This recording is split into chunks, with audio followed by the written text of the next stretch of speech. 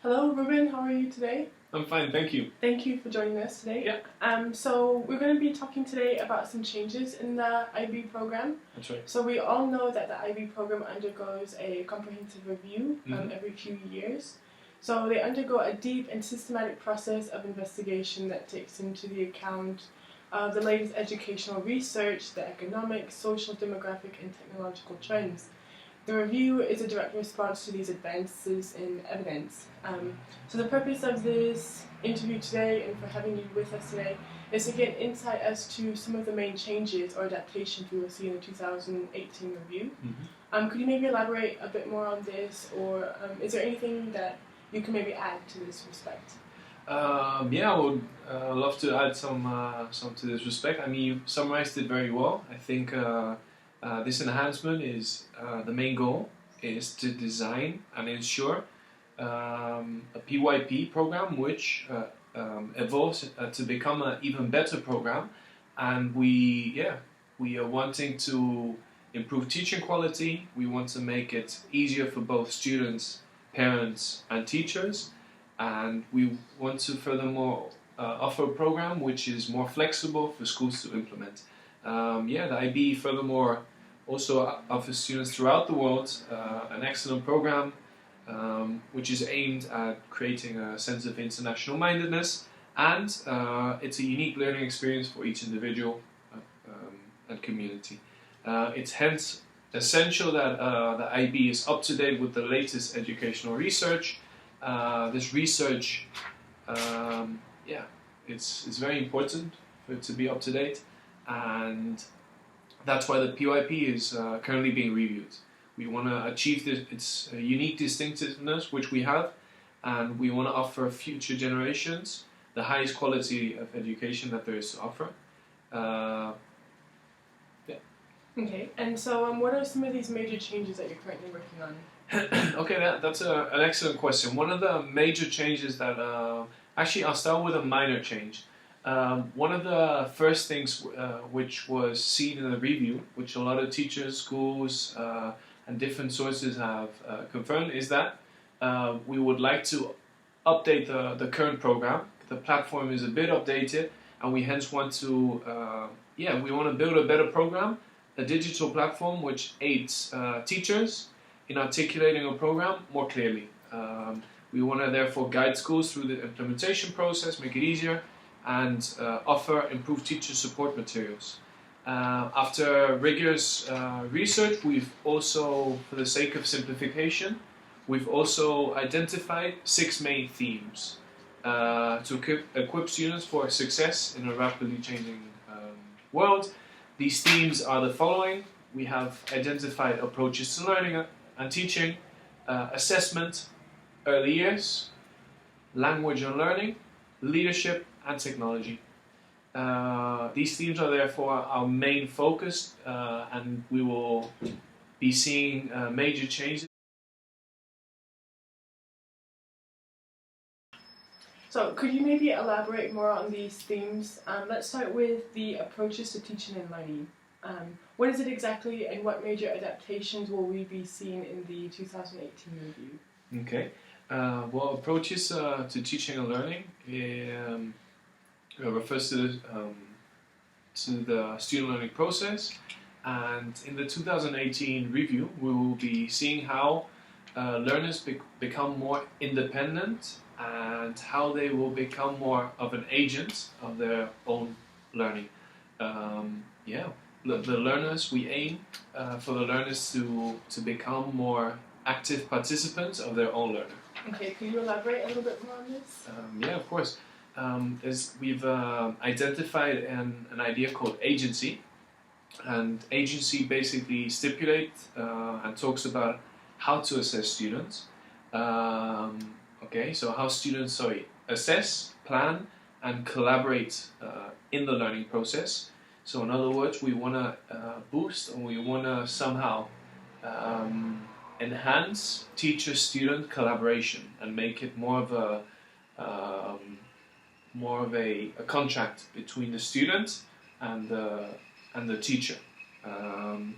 After the PYP review, currently we're reviewing it, and we want to, after the review, we would like to see how students become more actively involved in their own learning process. This means that they will be able to participate more and take action. This we believe promotes deeper thinking skills, deep thinking skills, and yeah. Okay, so we can see how previously the 8 sets for learning and teaching in the PYP have never been explicitly featured. Are there any changes made in the principles of teaching and learning? As you mentioned, as you've just mentioned, yeah, they've never been explicitly featured within the current and the old PYP. We hence want to integrate, and we want to make it more explicit. We want to feature them, and in 2018 we will aim to make the change, and they will be more explicitly featured. Okay, so could you remind us of these 8 principles? Of course. The 8 features include learning takes place in a meaningful context. The second principle is that of inclusive and values diversity. Furthermore, number 3 would be conceptually focused, fosters in supportive environments. Number 5 is based on inquiry and learning as a social process. Number 6 is informed by assessment. Number 7, sustained by relationships and collaboration. And the last but not least, focus on challenges and high expectations. So, are there any changes in regard to this theme that we would see in the next review? Yeah, there will be some other minor changes focused on. Another component will be that of the importance of creativity, innovation, and entrepreneurship. We have found within the IB that these three skills or features are incredibly important in the 20th century. Societies are becoming more creative, innovation is essential, and entrepreneurship is also very important. We're currently therefore examining how creativity, innovation, and entrepreneurship can or may be promoted, assessed, and the role of technology might play in all of this. We will be working on this. So the second theme is that of assessment. What major changes will we be seeing regarding assessment? What are the current strategies being used in regard to this within the PYP, and how will it be different to that of the 2018 review? That's an excellent question. What we have seen, or what we've been seeing in the PYP, is that before and currently, assessment is outside of learning. We hence have found, research has indicated that integrating or making assessment part of learning promotes and improves the learning experience for the teacher and for the student. We believe that assessment is a powerful tool which helps nurture students' capacities of reflection, resilience, and growth mindset. With improved assessment, students adjust and adapt their own learning to focus on the next steps of learning. We furthermore believe that we want to therefore move away from written assessment to assessment which promotes student learning, and this is done by informing the learner. The learning community and learner teaching. It's essential to rethink assessment within the PYP, and we think the current strategies are outdated. Okay, so in what ways do you enhance assessment? Are there any specific strategies in which you can improve this?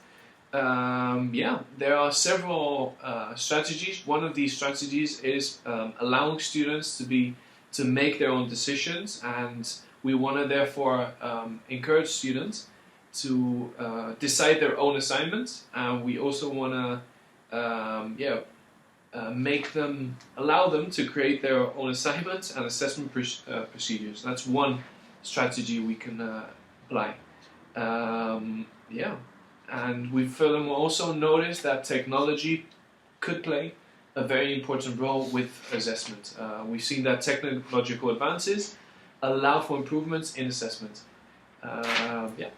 how can technology aid assessment? Are there any particular websites or tools that aid assessment? There's a manifold of teaching platforms which offer new potential for new innovative assessments. We can see this with examples such as Quizlet, Plotagon. There's a lot of new strategies and platforms which can be used in order to aid the teacher and boost student learning.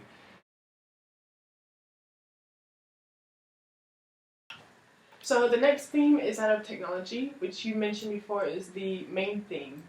Technology is something that nowadays is part of everyone's life, you know. But what's interesting is that some studies have shown that it doesn't necessarily improve student learning. It's rather that some schools know how to use technology more effectively. Many studies have indicated that technology seems to improve both student learning and improve students' engagement.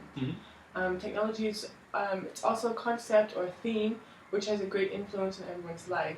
It continuously transforms and shapes many aspects of life, learning, and work. Technology within the IB has not yet been the core focus area. Considering the enormous impact that technology has had on both daily life and learning, what are some of the implications of reviewing the role technology plays in learning? Okay, that's a very interesting question. As you mentioned, technology permeates through everyone's lives nowadays.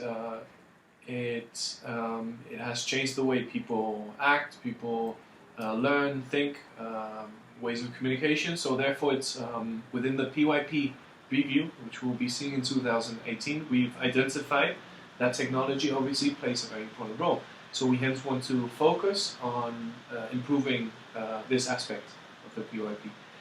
One of the main features of the 2018 review will look at a concept or an idea called participatory culture. Okay, what is a participatory culture? These are online communities, which basically have shown to have several positive effects on the students' learning process. We would somehow, therefore, in the 2018 review, we would like to promote these cultures, and we would like to place focus on offering help to those students and schools so that they can effectively make use, adapt, and implement technological enhancements which will hopefully improve learning.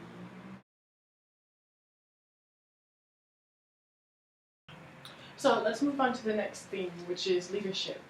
Leadership is another essential component of the PYP and also for improving and offering an excellent education quality. Many studies have shown how an effective leadership model can boost teaching and learning. What differences will we be seeing in regards to leadership? That's a very good question. As we well know, leadership is very important within a community, within any organization, within any educational institution.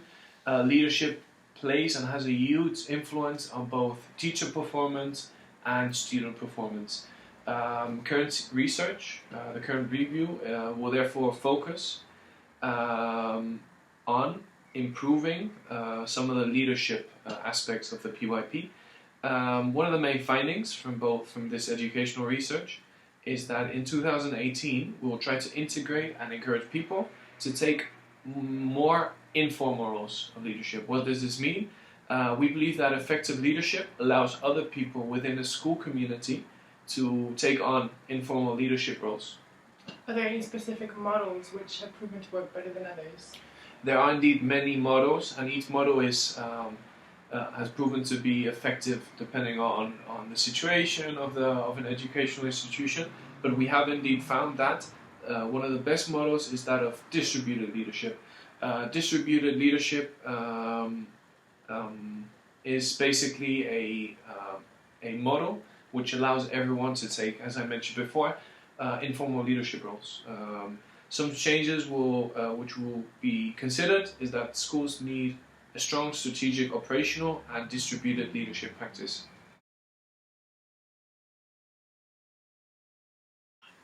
Okay, so let's move on to the next topic, which is that of language and learning. Yeah. Okay, so yeah, this topic is also an essential component of another important theme within with the PYP review, and yeah, basically what we've seen is that international mindedness is an incredibly relevant skill in the 21st century. Yeah, we have within language and learning we have identified that the IB, okay, 3 areas that the IB believes to be a legitimate expectations in teaching and learning. In language and learning. These are the development of multilingualism, is a very important skill within the IB. We believe that our students should be able to communicate and express themselves fluently and confidently in several languages. This we have seen is also part of the IB learner profile. We have furthermore also seen the development of multicultural understanding. It's essential for have an understanding of differences, to respect those differences and take them into account. We've also seen a commitment to the global engagement, and the PYP will therefore examine how these 3 core areas relate to language and learning within the PYP. The review will provide schools with clear guidances and better examples as to the connection between international mindedness, multilingualism within the PYP. So the final thing we'll be talking about today is early years. It's been widely acknowledged that experience in the early years lay the foundations for the future. Could you elaborate a little bit more on this? Yes, the final theme is indeed that of early years. As you've mentioned, the early years period is an essential period for a student's development. As you said, there's a physical, social, emotional, intellectual, and aesthetic domains which rapidly change during this period. Is therefore essential to focus on this aspect. Additional guidance is therefore needed, and the review will therefore focus on a number of areas relating to early years education. We'll also look at the importance of relationships within early years. We've found that educational research points to the direction that relationship between play-based learning and dialogue relationships and environments are very important for learning. Could you talk about the role of relationships in learning? Yeah, they're essential, and they're the way a child perceives the world around him or her. The review will and should therefore consider broader relationships, such as those beyond the immediate classroom environment. We'll look at the direct environment of the student and try to somehow promote or integrate the learning environment into the learner. Examples include relationship with parents and other family, and relationships with the wider community. We'll therefore take the learning environments into consideration. And that's about it regarding the early years. Okay, so thank you, Ruben, for coming today. You're welcome. We now have a better understanding of the review and what to look forward to in 2018. Mm-hmm. It's been my pleasure, Jackie. It's been a very nice conversation. If you have any questions, any suggestions for the PYP review in 2018, please make sure to send us an email. We're always looking for any changes, any ideas. Thank you. Thank you.